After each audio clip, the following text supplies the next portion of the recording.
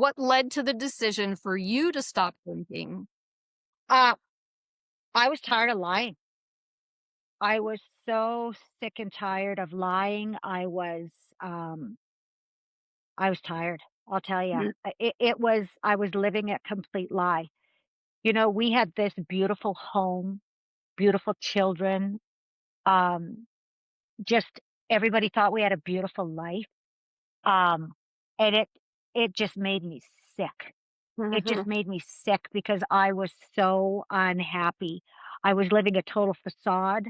I was wearing all the brand name clothes, like my kids were in all the sports. I had beautiful vehicles, like absolutely everything. But it was like my life is absolute shit. There's nothing in this life that I can say that I'm absolutely proud of because I didn't even know who I was anymore. I was so sick and tired of doing everything for everybody else. And if I didn't do it, it was, they'd be mad at me or whatever. I didn't even know who I was. mhm. And it was like, where am I in this marriage? This isn't even a marriage. Like I was non-existent. He had total, complete control over me. I didn't even have my name on the house. I didn't even have a bank account with my name on it. I had a credit card. That's all I had. And that credit card wasn't even mine because I was the second holder of that credit card. I literally had nothing. Do you Mm, know what I'm saying? And it was just mhm. like, enough is enough. I can't do this anymore. I'd already, gone through different bouts of, suicidal thoughts and stuff like that. You know what I mean? And it was just enough was enough. No, Mhm. but my friends weren't even my friends. My friends were all his friends. Our events were all events within his work. I tried to create friendships, when we moved to this new city, but no, he flat out told me to, now I got enough friends. I was totally non-existent. It was just like enough is enough.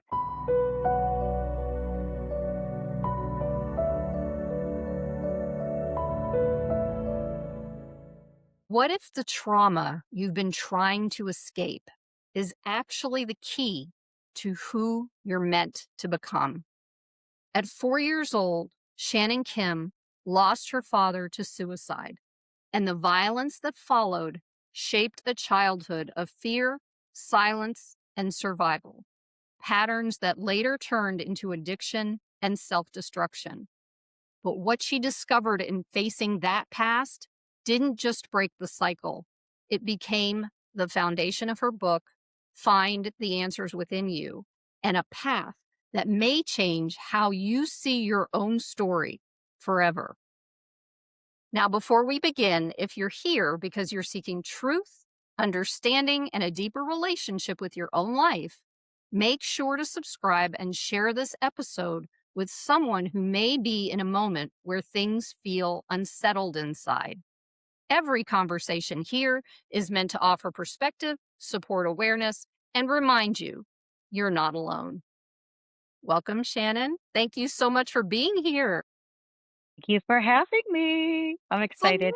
Oh, this is me good. too. We already had Yeah. such a great little conversation before we got started, so I think this is gonna roll really Yeah, well. I was thinking, boy, we should be recording this. We're getting I into some know, good stuff right? here. Yeah. Some of that stuff will probably come out. Who knows? We'll You see. bet.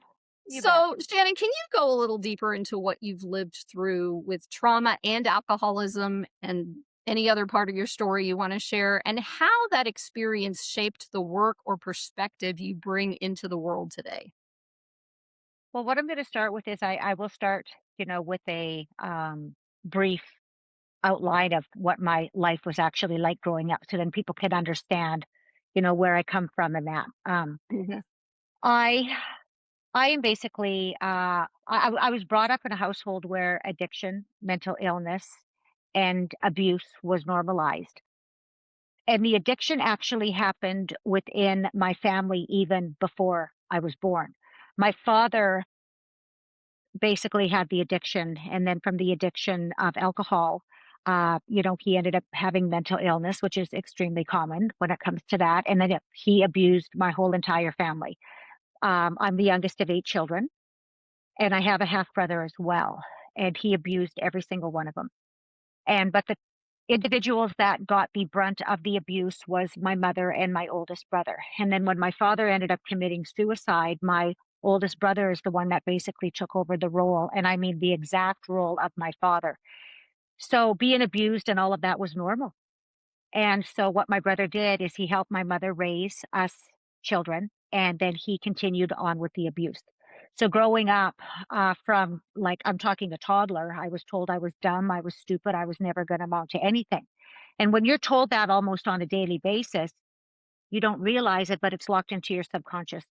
And then so as I grew older, um, because I carried that vibration, I attracted people into my life that treated me like I was dumb, stupid, never going to amount to anything.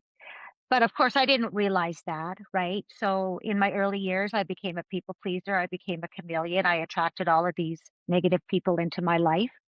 And eventually, I did end up becoming a alcoholic as well. So the people that I ran from the most, I actually became because thoughts do become things. And I kept on thinking, I do not want to be like them. I do not want to be like them. I do not want to be like them. But I actually became them.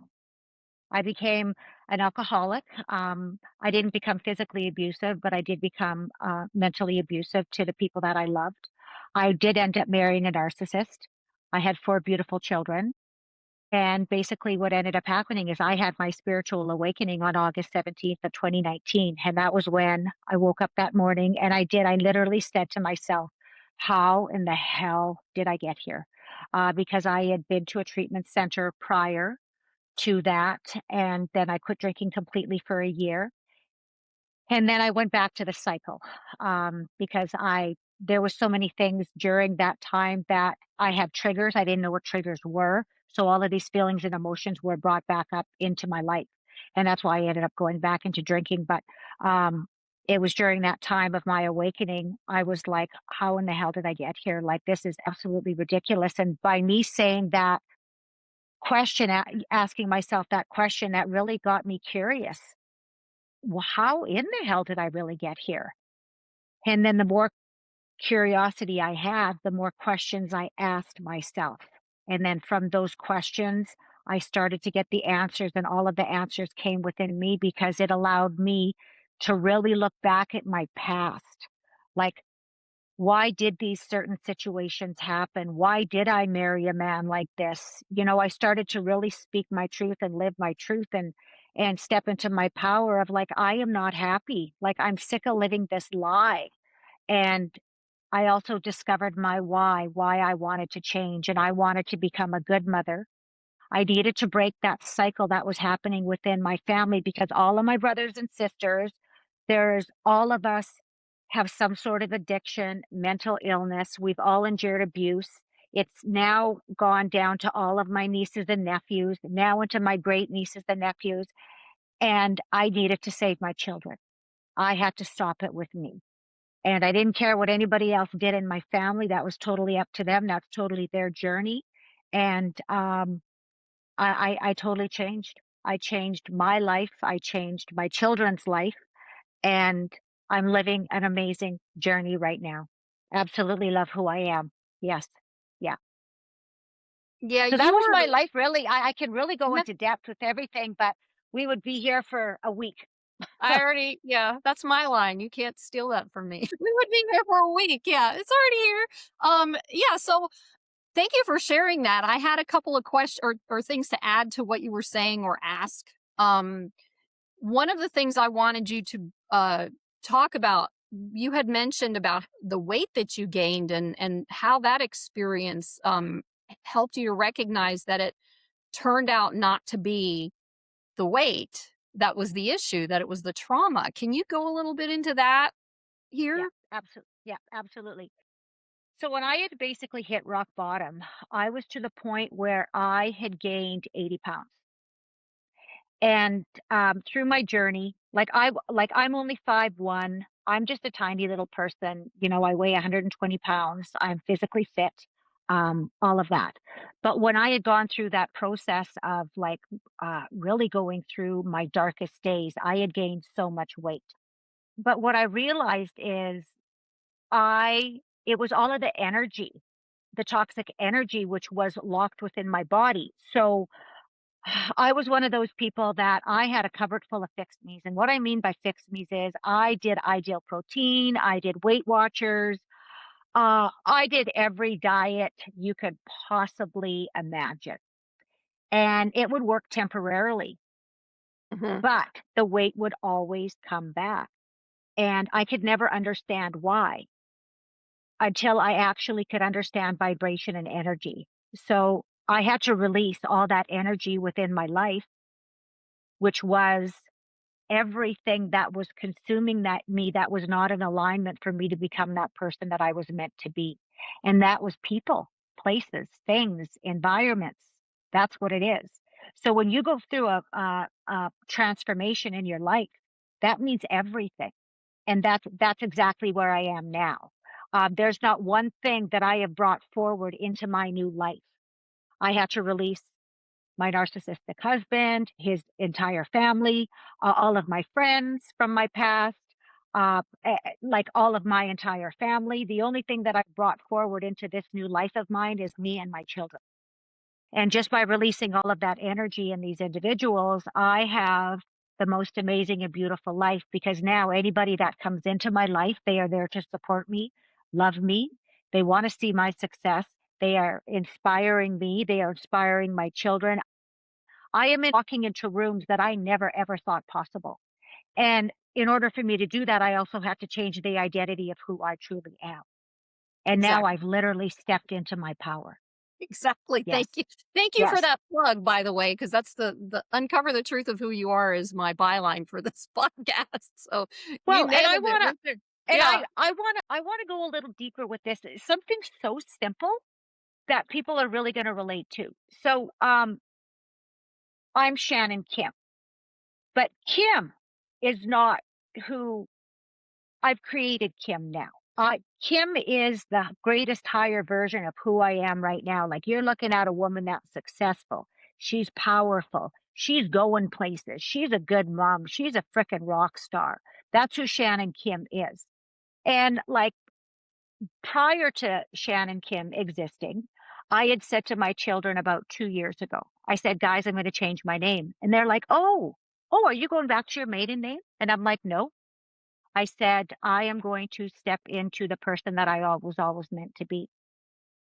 And then so I explained to them a little further. And the reason why I want to explain this to all of the viewers and also to you, because we can change who we are at any point in time. We just have to make that decision. So when I decided that I was going to change my name and my children, I brought it to my forth to my children, and they thought I was going to go back to my maiden name because most people do go back to their maiden name, right? Well, no, I wasn't because my maiden name was an identity that I carried when I was a child. So that name was a representation of me being abused, the mental illness, the addiction, all of sure. the sadness that I was Yeah, brought up in. So I didn't want to carry that name. And I no longer wanted to carry my married name because my married name was that person who was weak, who was a people pleaser, who was a chameleon, who let people disrespect her, let people walk all over her. I was married to a narcissist, so I didn't want to carry that name, right? So that was why I came up with Shannan Kym. Now, Kim is actually my middle name, right? So I only need my first name and my middle name because I'm a powerhouse. And what I love about it is because when people look at my name and then they see me, they're like, yeah, your name totally suits you now because I have stepped into my power. So I am Shannan Kim. well, welcome, Shannon Kim. I'm Caroline Boone, and Rena is Yeah. my middle name, and we have such a similar yeah, we have a very similar story in Oh a my lot of God. ways, so I just thought I'd throw that out there, and let's talk about, I've got these couple of things I wanna share because I'm glad you brought that up.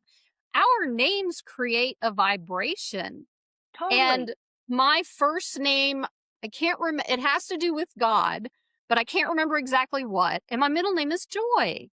It means joy. And so when I stepped away from my last names that right, it shifted the vibration in my life. And I'd like to kind of bring some things out for the audience to understand about, you know, the old name, our family name brings up the generational trauma that you've experienced, the generational trauma that I've been through, the generational trauma that all of us have been through, that comes down through the generations that create who we are. But we're here to break that cycle, like you were saying. And the thing about it is like everything generationally. If you believe in past lives, everything from past lives, everything that we were told as a child, all goes into our nervous system, our fascia, and our subconscious, our unconscious, and we live from there. And that isn't actually who we are. It's a broken mirror image of who we um I don't it's not even it has nothing to do with who we are. It has to do with something, from before. And the point behind doing the healing work is to create a whole image of ourselves and the truth of who we are. So every time we step away from the the trauma and do the healing work through our journey. Now, you don't have to, we talked about this whole thing about it being even addicted to trauma and the story and the healing. Like, that was my addiction, but I was addicted to it. Maybe it was even in a good way, because if I wasn't addicted, I wouldn't have been able to shift as, the way I have.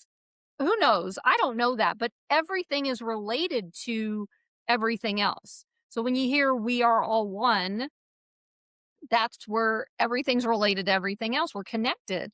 And what is interesting is that the energy and vibration that we hold within our body, when we clear that, it creates, like, we've heard about the law of attraction. And I used to say, yeah, they were talking about, I thought about someone's going to send me a check for $500 and it's going to show up in the mail in 3 days or whatever. That never happened. What happened was, when I worked on myself and I cleared that energy of the generational trauma and the things I was told as a child and all of that kind of thing, that's when all these energies, like, let go. It was like they came off of me. Very hard to explain this in words. And when that happened, that's about the time where I changed my name. And I noticed that the more I stayed in that vibration, the easier it was for me to learn the truth of who I am. And who we are humans, and we make mistakes. And of course we make mistakes, because we look what we went through, and all these different things are happening, but we're also a particle of source, God, creator, whatever you want to call that. It's almost like what do they call those disco balls? Like, the ball is the creator and all the little mirrors is each one of us, right? And so when we fall into that space, when we create that safe landing into that space for ourselves, then we are creating an identity of our truth, not the false identity of what people programmed us to be, or society programmed us to be, or school, or religion, or whatever. We are not that. We are this. We are human, and we get to accept ourselves as human, instead of believing that we're not good enough. So all these things all fit into this one happy little spot that we can be in, if we choose to take this journey, like you chose, like I chose, and here we are. How did we meet? I don't know. There's something up there. I'm telling you right now, because this is very cool. Like, we have a lot of stuff in common. I'll probably say that again. Well, and I just even look at, like, my name. I hold power with my name. I've taken back Yeah, my power with my name. yeah, And then, like, with my married name, I look at that, and that was where I was trying to, if I created another name, if I took someone else's name, that's gonna heal everything. That's gonna make me forget about my past. No, it only added to it, right? It only added more trauma, more devastation. It added shit upon shit upon shit even more. You know what I yeah. mean? And seriously. So now I look at that and I'm like, "Oh God, thank God." You Well, know what I mean? it's Now like now I've adding a totally whole stepped nother into my own generation. power. Yes, Yeah. yeah. Sorry, I didn't mean to interrupt, but it was like, No, it's like it's adding a whole nother generation of people in this other person's family, into and mixing in with your generational trauma. So why would you want to do that? I Yeah. mean, but that's also a societal thing, especially for women having to take, or being expected to take their husband's names. I'm glad that's changing. And that's another reason why I picked my middle name, because it was just too, I don't want to, I mean, I loved my families, all of them. And even though all the stuff happened that happened, and there's been a lot of forgiveness work, going through all of this stuff, but that still doesn't make me, um, having that attachment doesn't make me who I am. Being me makes me who I am, right? You being you makes you who you are. What I love about where I am now and with my children Hmm. and leaving a marriage to a narcissist, they see the truth. And I'm just so dang proud that I look at my daughters. Like my oldest daughter's 27, then I've got a daughter that's 22, and then I've got one that's going to be 18, and then I have my son who's going to be 17. And I look at my children and my two older daughters, they have had relationships with narcissists, and now they've broken it off. But them seeing their father, who is a narcissist, that was normal to them. I didn't realize anything at the time either. But now that I've broken away from that cycle, and I see everything, my children see everything as well too. So by me breaking through that cycle, I'm showing my daughters an absolutely amazing opportunities for them in love and all of that coming to them in the future, but not only for me to find somebody that does truly love and respect me, Hmm. but also for my son, for Oh him. yeah. Now we get to teach now I get to teach my son, this is what a real man does. This is how a real man acts. And I'm so excited for the generations to come for my Hmm. children. That's That beautiful. that's what I'm so excited about. Yes. Yeah, that's beautiful, and I have to share this about you. Last night, I think, or maybe it was this morning, I can't remember. Everything blends together. I went on your website and I saw the video that you made, and your daughter sharing her little Oh my testimonial. goodness. Can I Ah, just say, you don't know my story. I'm gonna little blurb here. I went through something called parental alienation. That's what they call it. And my kids, basically what parental alienation is the children are lied to or not told the whole story, so they start pushing the other parent out. It's very similar to, what is that word when kids don't want to talk to their parents anymore? I can't remember right now. It begins with an E, if that helps. But uh, it's okay if it comes back, that's fine. But what that was my catalyst. That was when I started doing my work, what I went back to. And so the relationship that I have with my son is amazing. And I still work through some things around my daughter. And so when I saw that, I just got these tears coming to my eyes and I'm like, yeah, that could happen. And it's always a hope, and I used to hang on to the hope. Now I don't hang on to the hope so tightly. I just allow what's happening for her, through her, to happen for, with her. And then, I mean, it's very difficult as a parent who has been through alienation to kind of decipher, because your children are still alive. And a lot of parents have this same thing and they stay stuck in it and they stay focused on that and they stay focused in that energy instead of recognizing you only have one life to live. And the children are, once they're still growing as they would grow, with their teen years and their, you know, mid 20 years and all that stuff. It's all the same thing. It's how you're able to adjust that. So it helped me, watching that video with you and her helped me to see that I'm in a way better space than I was in even like a year ago, a year and a half ago, in the last couple of years, than I was back then, which was like, I was still trying to figure out how do I get back in, connection with my daughter. And this, now it's like, okay, just let her do her thing. This is her journey, and I get to respect that. And I get to take a step back and focus on myself. If you Mhm, waste your mhm. entire life focusing on everything outside of you, you're going to totally miss the point of being And here. and I wanna extend on this as well too. So, like with me, because I was somebody that never stuck up for myself ever, and because I was such a people pleaser, I worried about what everybody else always thought and stuff like that, right? That's why I became an alcoholic in the first place, right? Once I started to heal and I set boundaries and I got all these toxic people out of my life and stuff like that, I really had to start speaking my truth, even though Mm, sometimes truth hurts. Well, mm. actually, probably 90% of the time, the truth hurts. Yeah. And of course, I started working on myself so much as well too, right?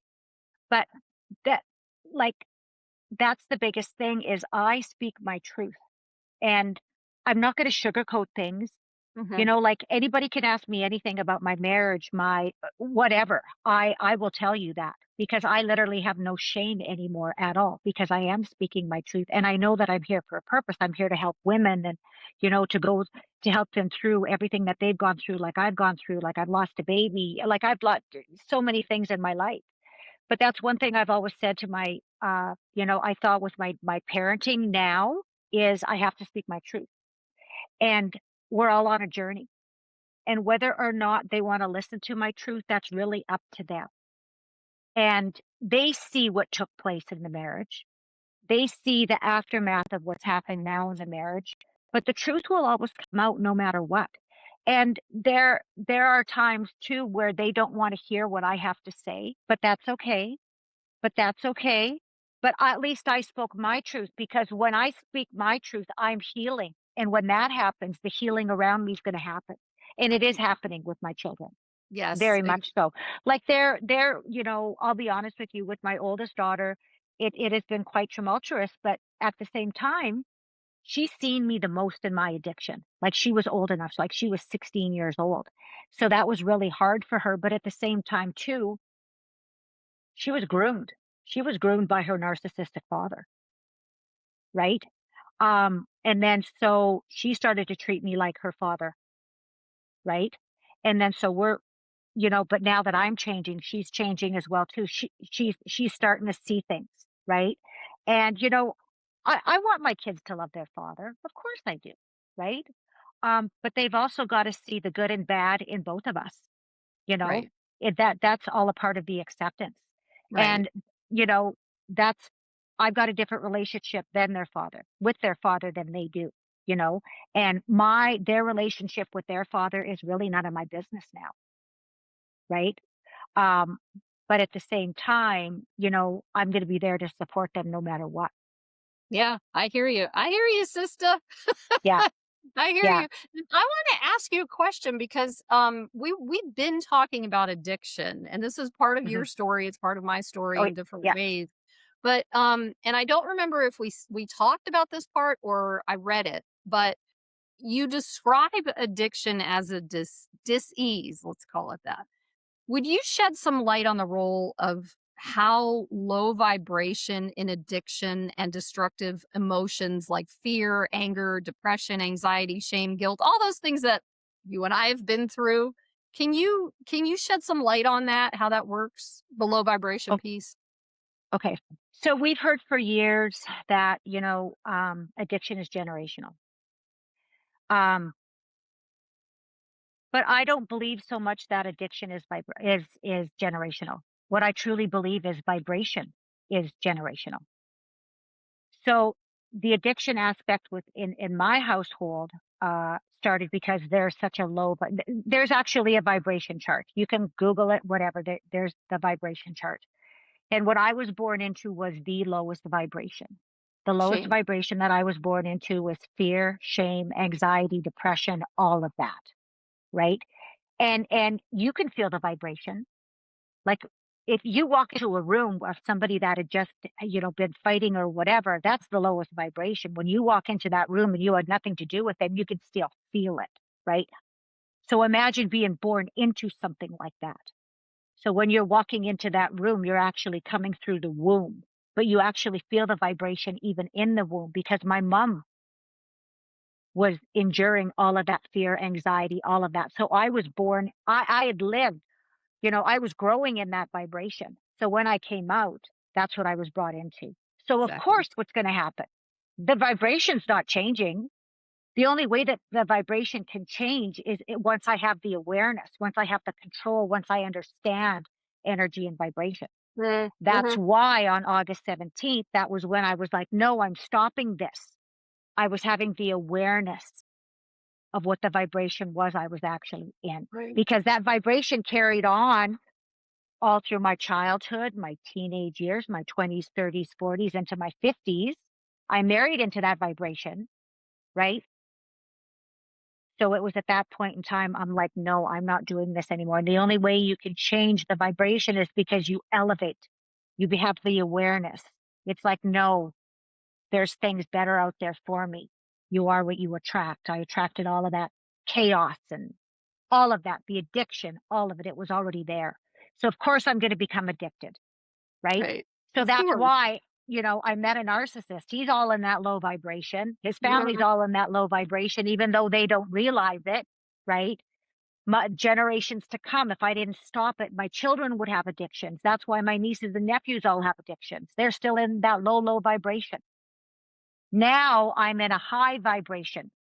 I've got all these beautiful things. I've got success. I've got all these amazing, loving people, right? Like I've aligned to what I wanted to be. Makes sense? Absolutely. And the reason I'm shaking my head and doing all this stuff is because you are, I was about to say, preach it, Shannon, because it's Oh just, yeah. that's You should see exactly me on stage, girl. same thing, the same thing. I've done this, just different story. That's all. And I want to share something about vibration that I learned to add to that because we you hear these stories about vibration and raising consciousness and energy and all that kind of stuff. I think there's a simpler thing that creates that rather than meditating to raise our vibration or whatever It's a that thought. stuff is. To me, all of that other stuff has become an understanding of like what they call spiritual bypassing when we don't go deep into our trauma and clear our nervous systems out, our vibration is going to stay in that. As you explained, generationally, it'll come to the next generation and the next one and the next one because it's in the DNA. It's in there. And unless we clear like emotions are they call it energy in motion. They're supposed to be flowy. We don't let them, but they're supposed to be flowy. So when we are able to clear all of those lower vibrations that you were talking about and the lowest vibrate I think I know the chart you're talking about, but I forgot the name of the guy who created it, but I think the lowest vibration is shame and it's like 60 and the higher vibrations are 1,000 like bliss and love, 500 is love Yep. or whatever. Enlightenment is the highest. Yeah, And okay, we will never get to enlightenment. probably That not in this that's one yet. that's the Might we're spiritual pretty realm. enlightened, don't you Well, think? that's the spirit. Well, yeah, I'm not having my ego talk here. Right? Let's have her. That was my ego. Anyway, so what I'm trying to say though about vibration is like when you clear that out of your chakras or your nervous system or your meridians or all that stuff, you clear it out by releasing through somatic healing and breath work and all the stuff that's connected with the body, right? And when that happens, it opens those channels through you from above down through to below because we also need to be grounded, right? And when those channels open, then the emotions can flow through. So instead of like when we're little, we get let's have an emotion of anger, okay? Somebody did something to you when you were little, really did something to you and it made you angry, but you didn't know how to express it, so you locked it in, right? So it gets locked in into your subconscious. And every single time in your entire life that someone makes that you feel angry from someone's behavior, it locks in, locks in, locks in, locks in. And if you've never been taught how to release that to allow the flow of anger, because in actuality, anger creates passion. And when passion is created, we open something up to do something in our lives that's bigger and better because of the things that we felt angry about, right? That's what it's supposed to be. So when you clear that channel out and anger comes in, you are able to feel the anger and just let it flow through rather than it getting stuck and blocked in that spot, which creates your life getting stuck. So, all of those emotions and feelings, fear, anger, depression, anxiety, shame, guilt, those are the things that keep us stuck in life. Hmm. And if we don't release them, if we don't make that choice and go and do the work to release Yeah. it out of our bodies, it's gonna that's where the disease comes from, right? Yeah. Because that's Yeah. where we get sick. That's where being overweight happens. That's where any other kind of illness happens. It all is created within those emotions being stuck in the body. Yeah. Absolutely. I'm going to give you a little scenario here. So I was, Okay. would have been about a month ago. I was at an event, and one of my colleagues there was just having a really bad day, and I was like, "Ooh, he better become aware of this." And I actually brought it up to him. I said, "You okay? You know, like you got to change your vibration here, buddy, because it's just going to get worse." And you know how you wake up in the morning and you fall, you know, you stub your toe, and then you just the day ends up The being whole day. a Yeah, wreck, yeah. right? Yeah. By the end of the Yeah. day, you're freaking probably broke your leg or something. Anyways, I could see this happening with him. So I brought it up to him that night. Like I'm like, okay, you like you're stuck in the lowest vibration here.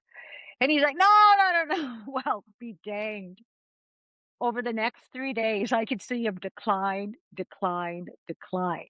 And so I Mhm. just I already approached him about it. I'm not going to approach him again. And I could just see things get worse. And that's exactly what happened. You have to have that awareness, but he didn't want to accept the awareness that I had brought forth to him. And I'll tell you, that was probably the worst 3 days he's had in a long time. Anyways, I hear after the fact that his days actually got even worse. And I was like, oh boy, you know what I mean? But that's just a prime example. If he would have just listened to me, or like me, if I'm having something's going wrong within my day, I instant because I'm so in tune with who I am, right? I'm like, oh, you know what's happening here? There's something going on within me. I have to shift that, Yeah, yeah, right? And then I yeah. have the awareness. But the first thing is I don't like what's going on with me right now. What is it that I want? What do I want to change? What is it that you want? You can't change your vibration until you actually know what you want. Mhm. Once you know what you want, then you have to start acting as if the wish is already fulfilled. And then Except most that's people, yes, but most people don't right. know what they want, and for a No, long they time, don't. I did not know what I wanted. I'm sure No. you did not know what you wanted Oh, because exactly. Exactly. But just as soon as I figured out what is it that I want, mhm, number one, then number two, why do I want it? mhm. Once I know why that I want it, that's my driving force. And that's why I changed and I shifted starting on August 17th is because I knew that I wanted to change. I knew what I wanted. Number one, I wanted to be a really good mother. I wanted to be somebody that my kids could look up to. I wanted to be a good person and I wanted to be a mentor. And those were my three whys. And those three whys have just become stronger and stronger and Oh, stronger yeah. and stronger, Yeah. tenfold, right? And I live by that every single day. And there's But nothing here's that's going to stop me. it's interesting that you say that because this just hit me when you were talking about that. It's not even just that something is gonna stop you when you're kind of making it happen. It's the fact that now that your energy is different, um you've opened that doorway for all these things to come in that you've always wanted. Again, back to the law of attraction. It isn't something that you ask for and you get in 3 days. There's work, man. You Oh don't man, there's a there's so lot of much work work. in that. There's a lot of work in that. And I want to bring up this about your book. I'd really like to talk a little since we mentioned it.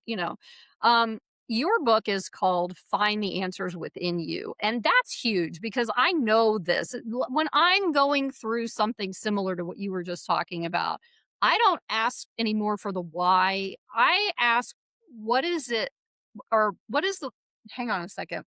It's more like, what is making me feel this way? Is it something that's happening from outside of me? Is it something that's happening? So I start questioning in that way. I stopped asking why because I was like, I was told a while ago that why, this is a different type of why. Um, why is this happening to me again? You know, that's not going to get you where you need to be. It's like question what it's touching inside of you, or what it was touching inside of me, or is it really that person's behavior? Because as an empath, that all melded together all the time. And I could never figure out if it was outside of me or inside of me. But so finding the answers within you is also part of opening that space through releasing those emotions and that energy and all that kind of thing. And um, you talk in your book about your day, the day, August The 17th, day, yeah. 2019, the day you made the choice to stop drinking. So there are a lot of people who have addiction, drug and alcohol addiction. And for those watching, can you share what led to the decision to stop drinking? And is recovering from an addiction as simple as choosing to be sober, or is there something else? What was the first question you said you asked? What led to the decision for you to Okay, stop drinking? And then if you need me to answer it or ask the second one again, I will. okay, yeah. Uh, I was tired of lying. I was so sick and tired of lying. Um, I was tired. I'll tell you. Mhm, It was I was living a complete lie. You know, we had this beautiful home, beautiful children. Um, just everybody thought we had a beautiful life. Um, and it just made me sick. It just made me sick because I was so unhappy. I was living a total facade. You know, I was wearing all the brand name clothes, like my kids were in all the sports, I had beautiful vehicles, like absolutely everything. But it was like my life is absolute shit. There's nothing in this life that I can say that I'm absolutely proud of because I didn't even know who I was anymore. I was so sick and tired of doing everything for everybody else. And if I didn't do it, you know, it was, they'd be mad at me or whatever. I didn't even know who I was. mhm, And it was like, where am I in this marriage? This isn't even a marriage. Like I was non-existent. He had total, complete control over me. I didn't even have my name on the house. I didn't even have a bank account with my name on it. I had a credit card. That's all I had. And that credit card wasn't even mine because I was the second holder of that credit card. I literally had nothing. Do you know what I'm saying? And it was just like, enough is enough. I can't do this anymore. I'd already, you know, gone through different bouts of, you know, suicidal thoughts and stuff like that. You know what I mean? And it was just enough was enough. No, mhm, but my friends weren't even my friends. My friends were all his friends. Our events were all events within his work.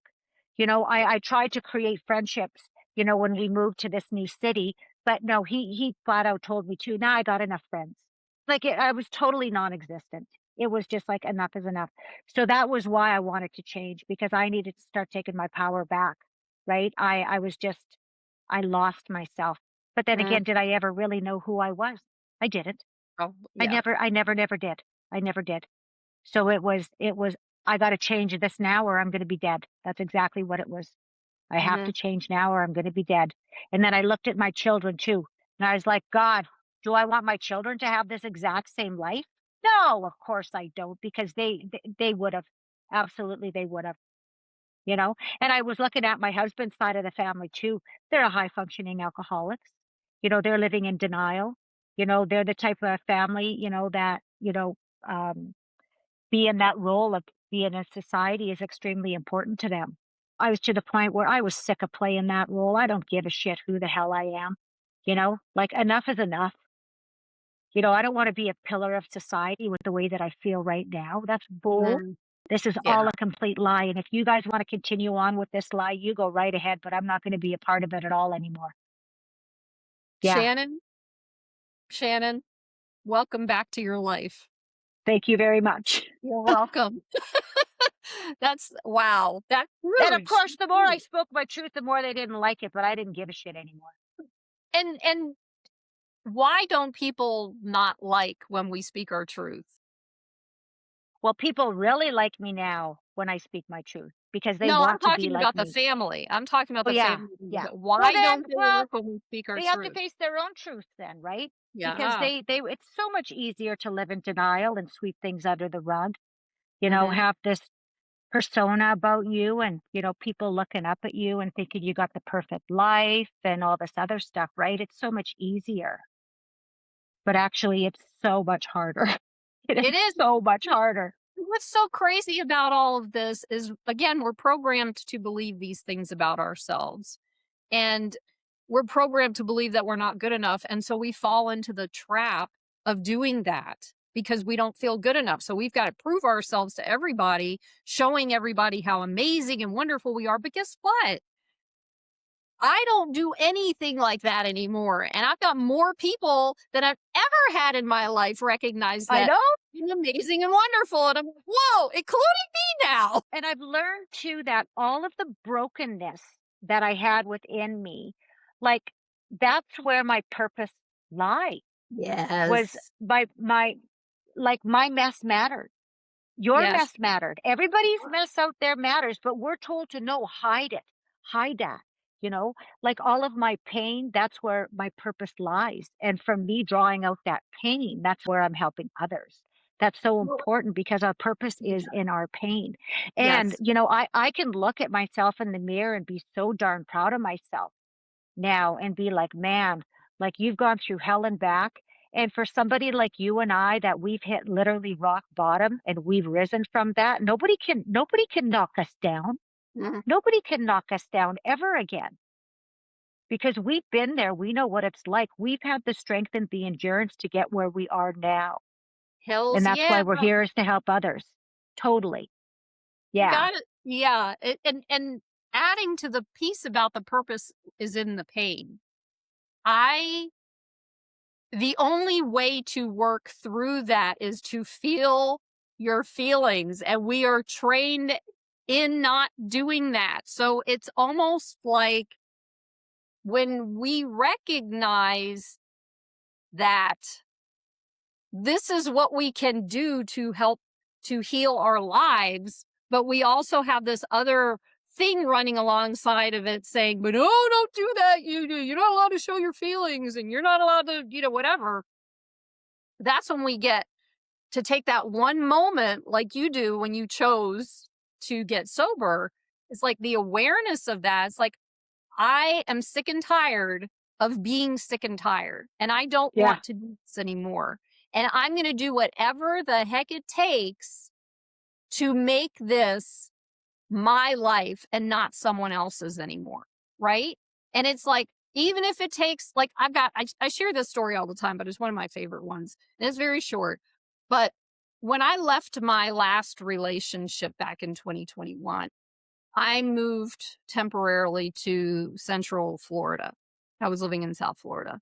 And I was up there and something happened and I actually was in that at that point I was living in basically a closet with a bed and an extra room where I could have my, other closet. Not the sleeping end of the closet, but the other closet. And something had happened and I don't even remember what it was. I just remember that I knew that I needed to let go and grieve and do it was like whatever I said that whatever it takes. So I happened to look over at the clock and I knew that, you know, I was also one of these people that felt like I would get stuck in that because I didn't know what it looked like at that time, get stuck in the rage or get stuck in the sadness or whatever.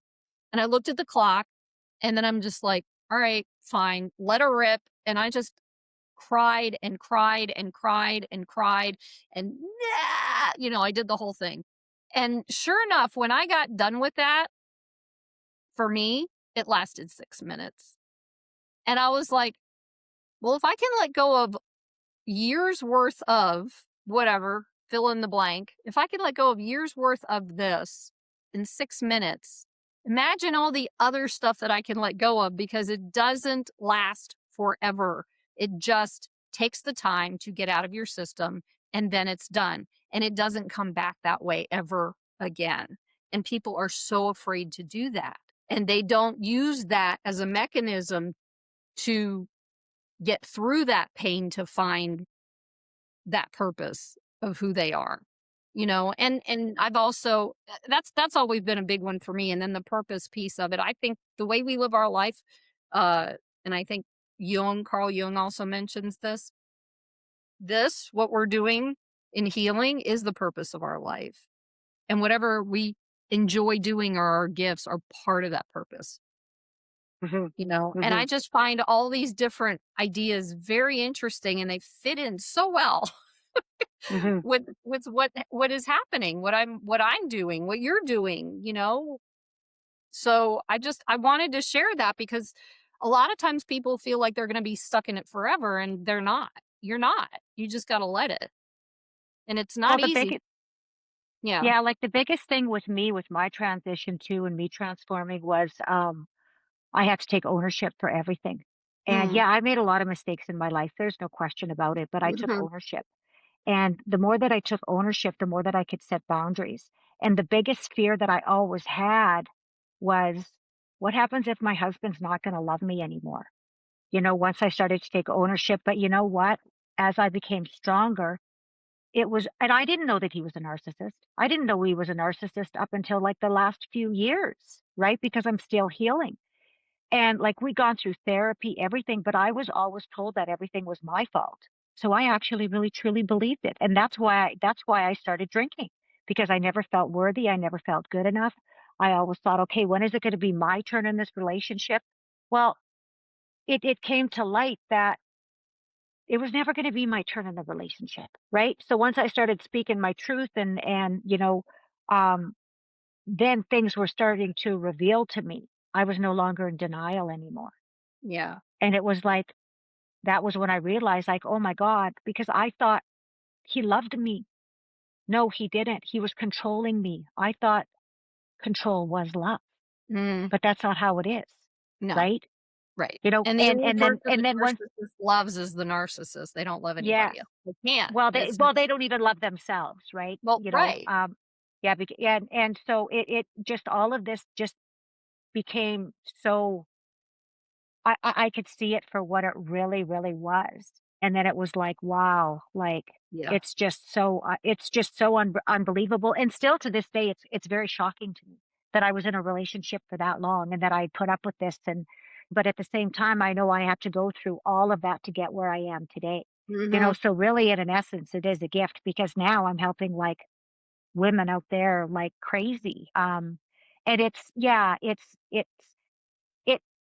it, it's just unbelievable. Yeah. It's just I know. unbelievable how my thinking was then to what it is now. Honey, my I've been doing this work for over 35 years, Mhm. and like you said, whenever I look back into it, I'm just like, "What? What did I just" okay. But, Yeah, yeah. So, yeah. Shannon, I'm gonna get into some questions that I ask all my guests, so you're not left out by any means. So, what is one thing you would offer to someone who knows something isn't right in their life and doesn't know what to do next? They know something is not right in their life. And they don't know what to do next. What would you offer to them? Well, first of all, my heart and my ears, for sure. I would like to have a brief conversation with them to ask them, what is it that you really want in your life? Because you know what you don't want. So let's shift the perspective. What is it that you truly want? Because knowing what you don't want is actually a beautiful gift, even though So, is sometimes that we how don't you see did it. that? You decided what Yeah. you didn't want and you chose what you did want. Yeah, Well, this is one. I Yeah, came to the realization, yeah, oh my God, I've been living 50 years of what I don't want. This is exactly. ridiculous. Ooh, I know what I don't right, want. right, Now, now right. I got to figure out what is it that I do want. And I got to Yes. tell you, that's hard. That's really hard of deciding what you truly want because we live in lack and limitation. Mhm, And once you get through that belief system that you are worthy, that you're deserving, that you can have literally whatever you want in this world, because you can. mhm. Once you make that decision, everything shifts. and I will be there Absolutely. to help guide you. That's what I do is I help guide people. Yeah, and Yeah. there's a good place to start. I'm just gonna throw this out there. I had learned this a while ago. In that learning to figure out what you want, if you do something as simple as writing everything down that you don't want and work off of that list, and from that list, make another column, and then you can start pulling and writing down what you do want. And that'll make it a little easier for you than trying to do it in your head like, I don't know what I want, because The that's the easiest thing the easiest thing, and I talk about it in my book, and it's one of my 10 pathways, is stillness. You have to sit in your stillness. First, you have to have your awakening. That's the number one pathway. Number two is then you have to sit in your stillness. That's where mm, you actually sit and you decide what it is that you want. But what usually happens and will happen to you is that's why people don't want to sit in their stillness is all these triggers start popping up. But their triggers are actually gifts. They yes. once again, they're gifts because those are the things within your life that have to be healed. You Mhm. have to heal those triggers. Once you heal those triggers, that's where you will gain clarity of what you truly want because it's those triggers which are stopping you. And those triggers are usually fear. You don't feel you're worthy or deserving. You're worried about being judged. You're worried about what other people think. It could be lack of time. It could be lack of money or simply because you don't know what you want. Those are what generally the triggers are. Yeah. So once you get through all of that, then but you have to go through all of that. You have to Mhm. break those barriers because that's what's stopping you. So Yes. sit in your stillness. So when you work with this type of thing that Shannon offers, then you will uncover the strength that's always been there. And Yes. that's one of the most powerful things that is going to guide you through all of this. So yeah. And sitting in your stillness also gives you your action steps of what direction you need to go as well. So that's where Mhm. I come in, right? And I help you in your stillness. Another thing too is you really have to look at your blueprint of your past. Like now I can see with me why all of this happened because I Mhm. took the time to actually sit down and write my own blueprint, right? Okay, trigger came up. Where did this come from? Oh, this came up. I'll give you an example. Shame. Where did shame actually come from with me? And I can remember as far back as me sitting in a potato patch with my grandma and grandpa. And I was just like I was little. I was like, I don't even think I could walk yet, but I had my memory is there. And I can remember them looking at me and they're talking and they're working in the garden. My mom left me there with them to babysit. And I just the energy and the feeling I was getting from them that I was not wanted. They didn't want me there. So I had that shame about myself. Yeah. So Yeah. of course I had to forgive them Yeah. for making me feel that way, but I also had to forgive myself for the allowing them to make me feel But you like didn't that. know any better at that age. No, So I that's didn't an know any better either, yeah. but this is where triggers stem from, Exactly. right? That's Exactly. why you have to go back into your blueprint, Right. right? Yep. Yeah. So Shannon, how would you define awakening? Awakening is coming to awareness of realizing that you are not happy. You are in a situation that needs to be changed. You do not like what's going on. That you do not well, that's exactly it. Mhm. You know what you don't want. That Mhm. is your awakening. Yeah, and things Beautiful. have to change. Yeah. Yes. Yep. What do you believe soul divinity is? Soul divinity. That's a good question. I don't think there's anything that's ever ending within us. I truly believe that we come from source and we will always go back to source. We are divine human beings. We are love. We are light. Like I just think of myself now and I just automatically see the white light within me and around. Yes. Nice. I love that. Yeah. Yeah. This is the easiest one. How can people get in touch with you? I have no idea. I don't know. No, I'm kidding. And there it is. You Oh my cannot. goodness. Yeah. So, okay, you can get a hold of me on Instagram or Facebook, LinkedIn. I'm at Shannan Kym. And remember, there to spell my name correctly. So many people get my name wrong. So it's SHANNANKYM. And that's also my website. Shannon has got no O's, it's two A's. And Kim is a Y, not an I.